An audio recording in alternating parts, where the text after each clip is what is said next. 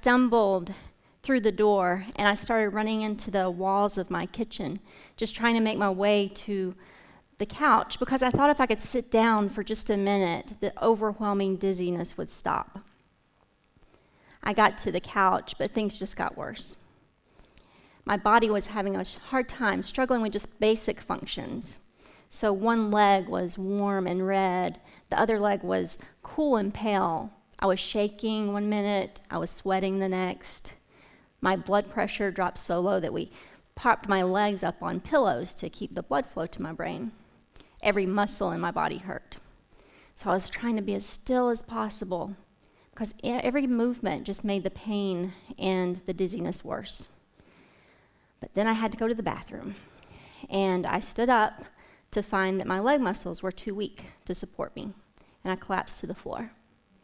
So I used my arms to drag myself to the bathroom until my arm muscles became too weak to do that. I couldn't move. What was I going to do? I wasn't prepared for any of this, because even though my health had been bad leading up to this, I had no idea that something like this would happen. So I wasn't prepared with a wheelchair yet. There wasn't a bedside commode. All I had was a yoga mat and a very scared but resourceful wife. She used the yoga mat to drag me to the bathroom, where she and a neighbor lifted me onto the toilet. I had done this many times as a nurse for other people, but I wasn't supposed to need this. And the love of my life certainly wasn't supposed to see me in this condition at 43 years old. So the next thing is I was lifted onto the bed, and I thought I would stay in the bed for a couple of days, maybe. It ended up being months. That bed became an island to me, and the bedroom was my world. And the scene outside of my window was a movie, because I could no longer participate in that. I could only watch. And this was so different from just not even a year before that. So in 2017, my life was amazing. I had just finished training in metalsmithing, and I moved to Bloomington, and I set up a cute jewelry studio, and I even opened my own business. And I got this really cool retro bike, and I don't know why that stands out to me so much, but it does. It was mint green in color, and it had a little basket on the back, and I would ride it to the farmer's market, and I would put fruits and vegetables in the basket. And then when Christmas came, we would make cookies shaped like reindeer for our neighbors. It was a wonderful life, and I was so grateful. I loved it. Doesn't that sound like the life of abundance to you? Yeah, it did to me too. But now I understand abundance a little differently, and I'm hoping that through my story, maybe you will too. March the 2nd, 2018 is when everything fell apart. I woke up that morning to go to an art show in Ohio, and I could barely lift my head from the table. Suddenly, overnight, no warning, I went from being healthy and active to not being able to walk my dog, prepare my food. I could only shower once a week. And it was just so different. The jewelry studio, remember the jewelry studio? I haven't been back there to work since. And when I do go there now, it's shocking, because it's just like it was 2 years ago. And it reminds me of being a child and seeing the unfinished portrait of President Roosevelt. Have any of you seen that? He died before the portrait could be completed. And that's what my studio reminds me of now, because there are drawings of jewelry that I was going to make and little components just waiting to be put together. And it reminds me of dreams that never came true, and also of just how quickly a life can change. I still spend the majority of my time in that bed, and that's probably hard to imagine right now, because I'm doing so much better, and I'm so thankful for that, and I can look very healthy. But during the worst times, I couldn't tolerate light or the sound of birds, and I couldn't follow a conversation. I would forget where I lived, or even if I had eaten that day. And it was just so much different, and I was in so much pain sometimes that I had to be propped up with pillows. And sometimes I didn't even have the strength to pick up a glass of water. It took a long time to figure out what was going on. And during that time, a lot of times I thought I was dying, because how could someone be feeling like I did? How could a body feel like mine and not be dying? And at one point, a doctor mistakenly thought, he saw a large tumor in my abdomen, and he thought it was causing all of my symptoms, including my cognitive problems. So I knew that if a tumor in my abdomen were causing me to forget where I lived, then it would not be good. So without my wife knowing, I found a therapist for her, one who specializes in grief after the loss of a loved one. Obviously, I didn't die, but at the time, what happened seemed worse. And it was that I was diagnosed with a debilitating neuroimmune disease that has no cure, no good treatment options, and only a 5% recovery rate. In the most severe cases, people spend their lives in darkness, unable to speak or eat or move, kept alive and on feeding tubes. And I spent a lot of time in my own dark bedroom, wondering, how in the world am I going to live this way? Because even though people die of complications from this disease, it's not terminal. So I knew that at 43 years old, I could be living that life or worse for many, many years.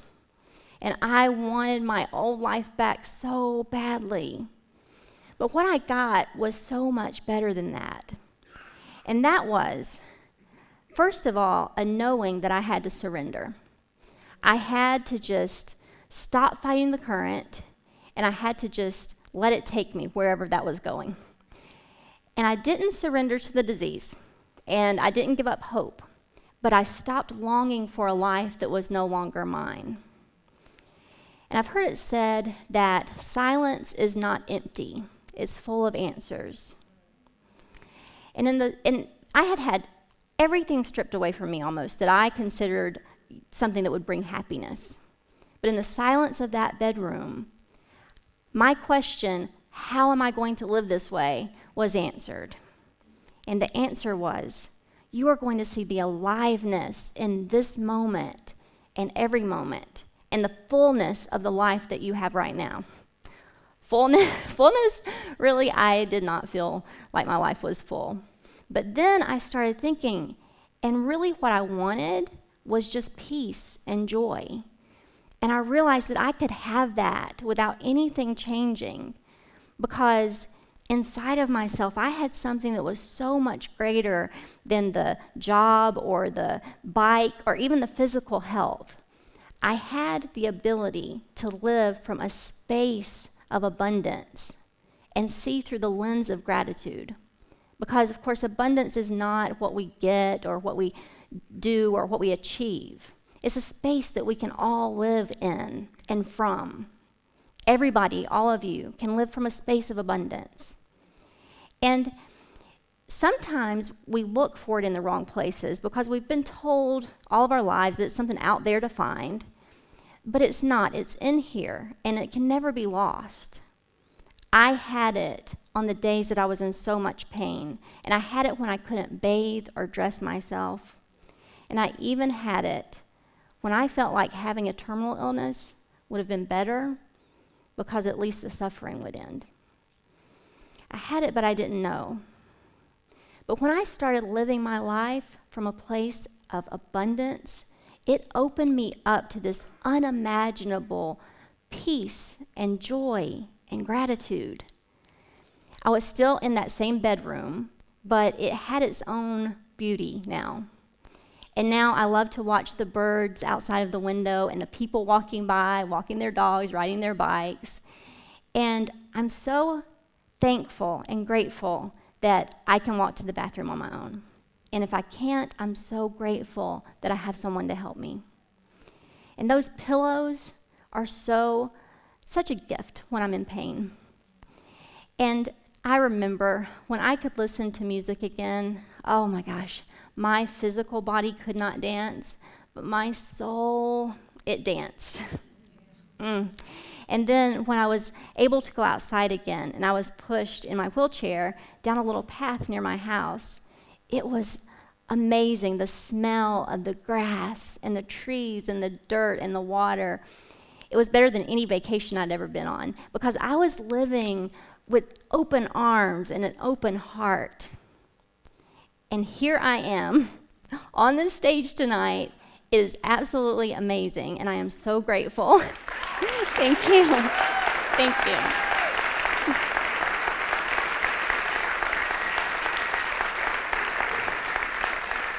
Thank you. Thank you.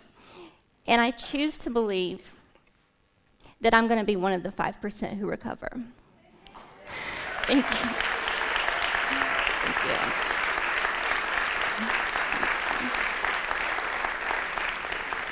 But I also know that if my improvements are a remission and not a recovery, that I'll still be at peace. And I'll still know joy. Because abundance doesn't come from anything I get from the outside. And I know that now. I know that I don't need any of that stuff. That it's all in here. And it's in here for everyone. Everyone can have that right now. I feel like an essential part of this story is that I've realized that you really have to understand that you have abundance already within you before you look outside of yourself for anything. And the reason for that, because looking back on my life before the illness and then now, if you don't know that who you are is enough without anything out there, then anything that you get, anything that you attain, any car or bike or job or whatever, is just going to bring fear attached to it. And that's because if you don't know that you don't need that stuff for your life to be enough, for you to be enough, then you're going to be terrified of losing it. And the more anxiety you get, the more you'll want to get things from the outside to distract yourself from that. And you might attain a whole lot of things, and you might achieve a whole lot of things, but you'll never know lasting joy and peace. And I learned that the hard way through pain and suffering, and that's the way I've noticed that a lot of people learn it. But why does it have to be that way? Why do we have to be brought to our knees before we realize that what we need is inside of us? If you're looking for abundance or a more abundant life, like I think everybody is, how are you going to find it? Will you wait for an experience that brings so much suffering that it strips away that false belief that what we need is something from out there? Or will you choose to live from a place of abundance right now, feeling the fullness of this moment and every moment, living with an open heart and having gratitude for the things that may seem small, but I promise you they are not small. And knowing that you are more than enough. Before I leave, I just want to do one thing with you, okay? If you'll just place your hands over your heart, that beautiful heart, and you can close your eyes if you feel comfortable, and you don't have to say this out loud, but what I want you to do is really feel it. So say to your beautiful self, your wonderful self, what I have is enough. What I do is enough. Who I am is enough. And you can open your eyes. And I hope you all take that with you when you leave tonight, because it is true for all of you. It is so, so true. Thank you.